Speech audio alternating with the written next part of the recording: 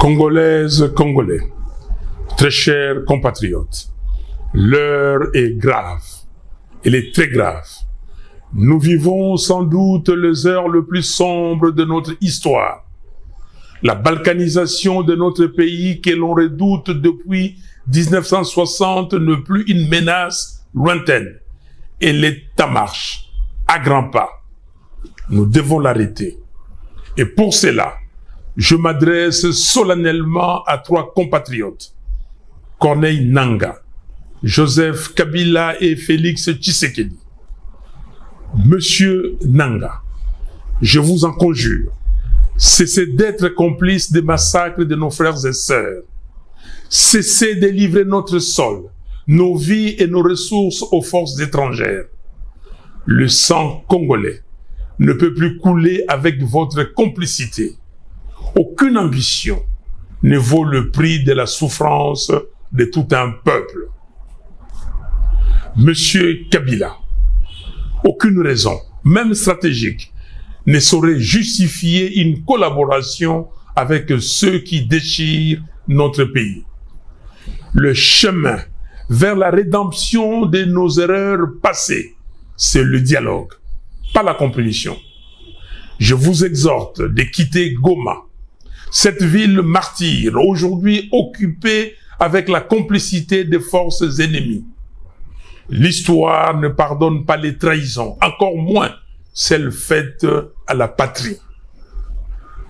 Monsieur Tshisekedi, vous avez le devoir de ne pas laisser notre génération être celle qui aura vu le Congo se désintégrer. J'en appelle à un sursaut d'honneur et de responsabilité.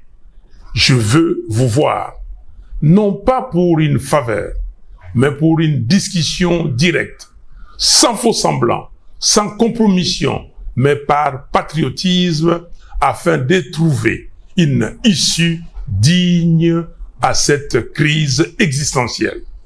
Oui, s'il faut mourir pour que le Congo renaisse, alors mourons.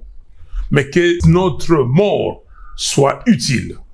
Que ce combat soit celui pour la résurrection nationale. Peuple congolais, dressons nos fronts longtemps courbés.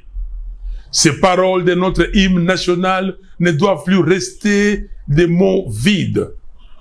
Face au danger des morts, le sauvetage est la seule issue.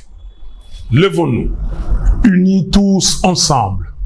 Soyons déterminés, refusons la fatalité. Choisissons la patrie. Construisons enfin cette cohésion nationale, fruit espéré des temps de sacrifices que le sang versé n'a jamais vu naître. Le Congo nous appelle, le Congo nous attend, le Congo a besoin de chacun de nous. Nous avons besoin de la cohésion nationale. Que Dieu bénisse le Congo et son vaillant peuple. Je vous remercie.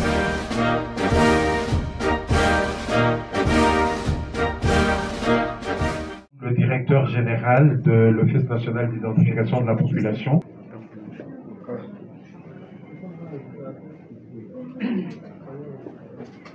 Allô. Vous m'entendez? D'abord, je tiens à vous remercier tous pour votre présence un samedi. Je sais que généralement, samedi, c'est férié à plusieurs endroits. Merci d'être là et je vous salue donc tous. Comme le chargé de communication de l'ONIP vient de le dire en introduction, depuis un certain temps, il y a mon image, ma photo, qui circule partout à travers le monde. Dès que l'on parle de corruption, on ressort une photo où il y a, je crois, une dizaine de personnes, notamment une image où il y a ma personne. Je crois que c'est cette image-là que vous êtes en train de voir.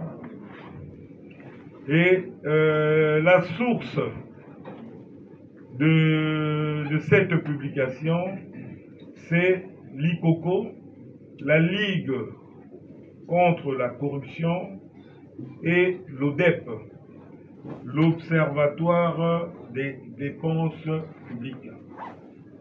Je tiens d'emblée à vous dire que les deux structures ont été invitées. Je vais vous lire le message d'un qui s'est excusé parce qu'il devait aller avec son enfant à l'hôpital. Donc je ne tiens pas ce point de presse pour faire le procès de l'ICOCO et de l'ODEP.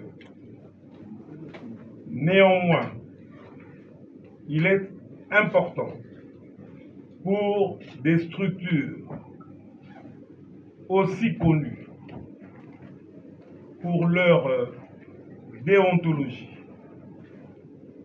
aussi connues pour leur éthique, de relever que ce qu'ils ont fait est inadmissible.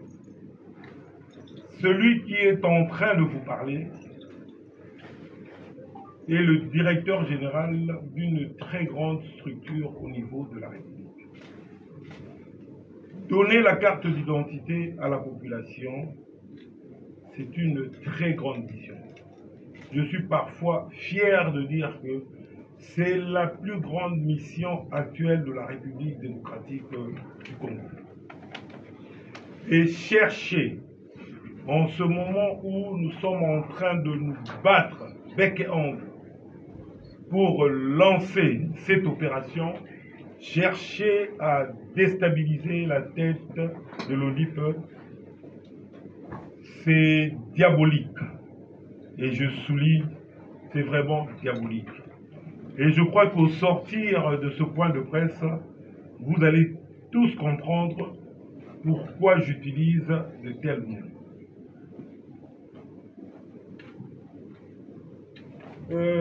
J'aimerais d'abord lire, que chacun comprenne ce que l'ICOCO et l'ODEP avaient publié. Je les cite et je lis.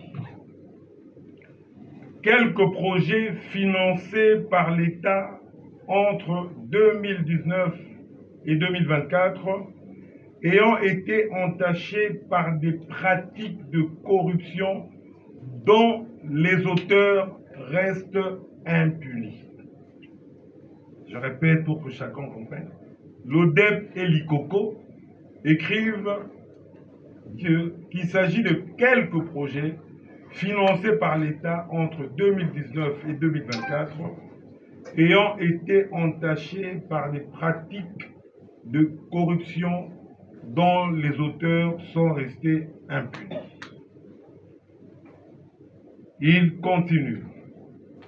L'Observatoire de la dépense publique, ODEP entre parenthèses, et la Ligue congolaise de lutte contre la corruption, l'ICOCO, publie un certain nombre de projets qui avaient été financés par les fonds publics en République démocratique du Congo, mais ayant été entachés par des pratiques de corruption dont les eaux détournées n'ont jamais été remboursées. C'est pour cette cause que nous nous rappelons de tous ces projets en lançant cet appel. Les citoyens congolais n'oublieront jamais de ces projets où en lingala, Tokobo Sana, c'est la publication. Alors, ça commence par qui? Vous n'avez pris que ma photo. Je leur ai demandé de tout publier. Et au numéro 7, vous avez ma photo. Donc parmi bateau et peuple en gros Sanaté, pour corruption. Ils mettent ma photo et ils parlent projet d'impression des cartes d'identité biométriques, responsable Richard Ilunga, DG de l'ODIP, coût du projet 697 millions USD, dont 20 millions USD déjà payés. Même s'il n'y a pas de poursuite judiciaire, les citoyens congolais n'oublient pas Togo Sanati. C'est bien moi, hein? J'avais même déjà la même coiffure. Donc c'est ma photo qu'on publie là. Voilà. Maintenant, ce qui est grave dans cela, c'est que celui qui est en face de vous a été suspendu pendant 17 mois. De mars 2023 à juillet 2024. Entendons-nous bien. De mars 2023 à juillet 2024. Donc, je ne suis pour rien dans cette histoire. Et nous avons saisi, nous avons écrit à l'ODEP, ils n'ont pas réagi. Beaucoup m'ont dit, on est en train de ternir votre image, et encore plus grave, mes enfants m'ont dit, papa, pourquoi tu te laisses faire? Pour porter plainte. C'est ton image qu'on est en train de salir. Mais je m'étais dit, bon, vous savez, on ne va pas passer le temps à se concentrer sur des procès, au lieu de passer le temps à se concentrer sur la carte d'identité que nous devons donner à la population. C'est ça le plus important. Mais entre-temps, ça continue à prendre de l'ampleur. Chaque fois qu'on veut parler de corruption, il y a notamment ma photo qui circule. Alors j'ai dit, c'est très important. C'est très important pour que chacun connaisse cette vérité. Alors, je vous ai même apporté l'arrêté ministériel numéro 25 VPM Mininter CEDACA AOK 117/2023 portant suspension d'un directeur général de l'Office national d'identification de la population. Aujourd'hui, je vais même, j'allais dire m'amuser, je vais même vous mettre au courant des raisons pour lesquelles le directeur général de l'ONIP a été suspendu. Pour que les choses soient encore plus claires pour chacun de nous. Je peux vous priver conformément à l'article ceci. Les fautes, enfin, nous, à Selo, Okito, Wankoy, Daniel, vice-premier ministre, ministre de l'Intérieur, Sécurité, Décentralisation, Affaires coutumières, avons constaté ce jour à charge de M. Richard Ilungatumba, fonction directeur général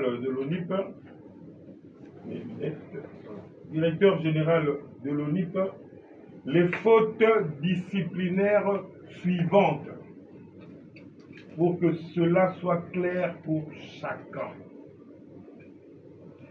S'être rendu coupable de manquements graves à ses devoirs d'éthique et de déontologie de l'agent public de l'État, en n'ayant pas informé sa tutelle de sa sollicitation de l'hôtel de monnaie de la Banque centrale du Congo pour la production et la personnalisation des cartes d'identité nationale, et ce, en violation de l'article 23 du décret, si vous voulez, décret numéro 011/48 du 3 décembre 2011 portant création et fixation des statuts dans l'établissement public dénommé Office national d'identification de la population.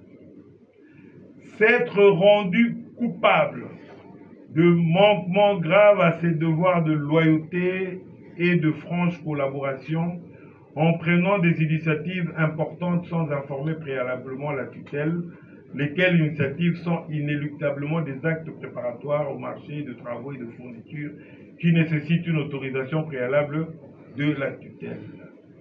Ensuite, de quoi il est invité à présenter ses études. Je voulais vous rassurer. Pourquoi je vous lis ça? C'est pour vous dire que même ma suspension n'est lié à rien du tout de finances ou quoi que ce soit. Rien du tout. On me dit de ne pas avoir informé. Je ne suis pas venu non plus faire le procès du ministre Asselo qui m'avait suspendu. Je tiens simplement à vous dire que les raisons évoquées ici n'en étaient pas une parce que j'avais bel et bien informé le ministère de l'Intérieur. Malheureusement, certainement au niveau du cabinet du ministre, les choses n'ont pas marché comme il se doit. Donc j'ai apporté toutes les preuves que tout ce que je faisais, il était informé.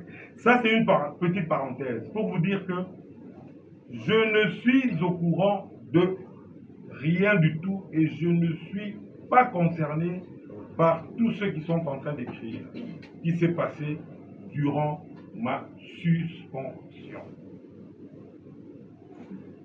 Bien évidemment, quand nous avons écrit à l'ICOCO et à l'ODEP, ils se sont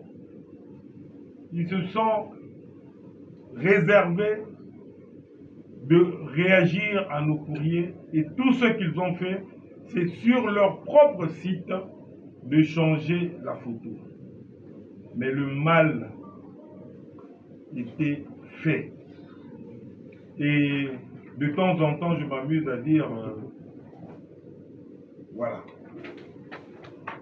Ils se sont contentés sur le même site, et seulement sur le site, alors qu'ils avaient procédé à une grande campagne d'information de toute la population, mais pour corriger, ils se contentent d'aller sur leur site et d'enlever ma photo pour mettre celle de celui qui assumait l'intérim pendant mon absence.